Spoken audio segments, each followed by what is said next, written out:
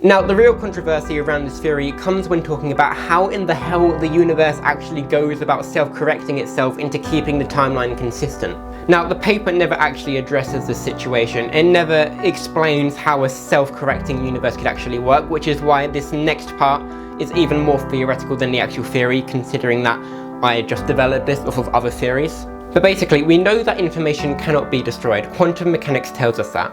This goes along the premise of predeterminism. Everything that ever will happen has already been planned. Like, you were meant to be a failing actor. Elon was meant to shoot his car into space. And all of time is being kept in a one world line. The entirety of the future, the past, and the present all being on this one line that a fifth dimensional being could just look down on, seeing everything that ever has or ever will happen all at the same time. And because theoretically that fifth dimensional being could look down and see all of time unfolding at once, that would go on the premise of predeterminism, because the future has already happened, we just haven't caught up to the future yet. The information of every event that will happen in time literally being stitched into the universe. And if it happens to sense an error, which is a time travel paradox, because it wants it seemed to be flawless, it finds a new way to correct itself. It won't necessarily be the exact same stitch pattern. There will be a scar where you changed it, but overall the seam has been fixed, and it carries on how it was meant to. So instead of breaking the universe with a paradox, you instead just made an error, an unpicked thread, which gets self-corrected in a different way than how it was meant to,